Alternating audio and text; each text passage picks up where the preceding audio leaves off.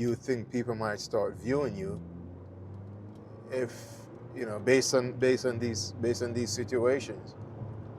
So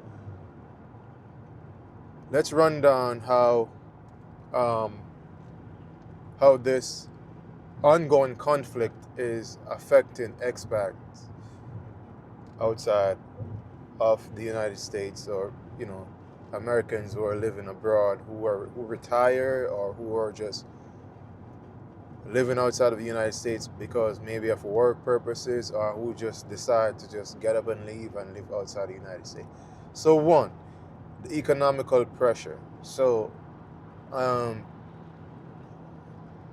the oil prices here in the United States, not oil prices, but the gas prices here in the United States are up.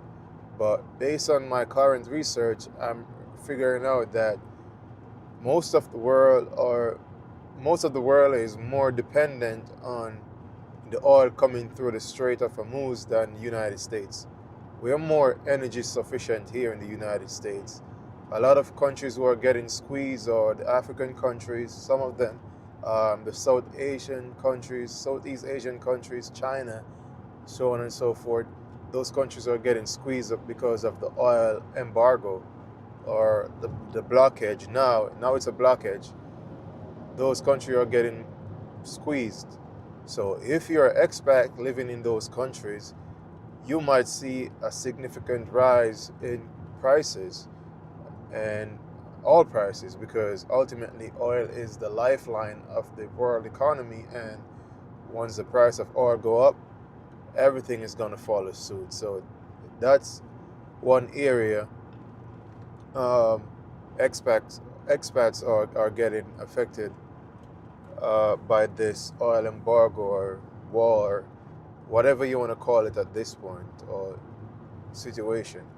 Second, the stigma. You walking around flashing an American passport as the only source of identification might create some uncomfortable stigma for you, or might create some uncomfortable situation for you, because again, as I stated before, a lot of people will see you and your country you represent as heroic, and then a lot of people might not see it that way, depending on what area or what region of the world you're currently residing in. You know what I mean? So you have to be careful. I would say if you could get a local source ID from wherever country you are, that might be very, very beneficial. Or if you have a second passport, it might be very wise to carry that second passport with you around, and don't really use your American passport because of the ongoing situation. Again, the view on Americans is very, polarizing right now. And yes. Third, um, third,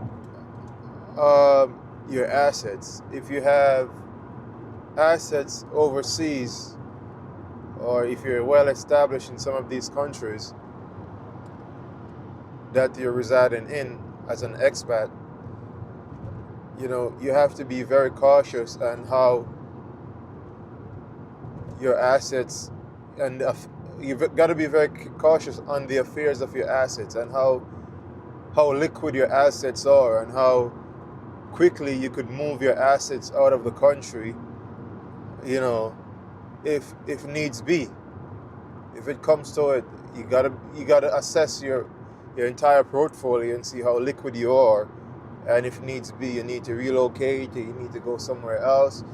You gotta see how liquid you are in terms of how quickly you could move, and how quickly you could get things out of where you are to escape any sort of catastrophe that might be forthcoming.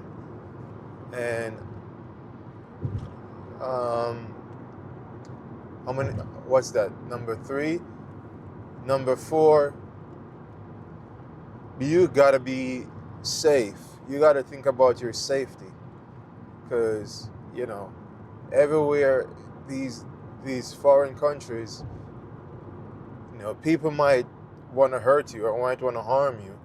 I mean, depending on where you are, depending on where you're residing, people might want to hurt you or harm you. And this is a result of you being an American living overseas in these times and during this conflict.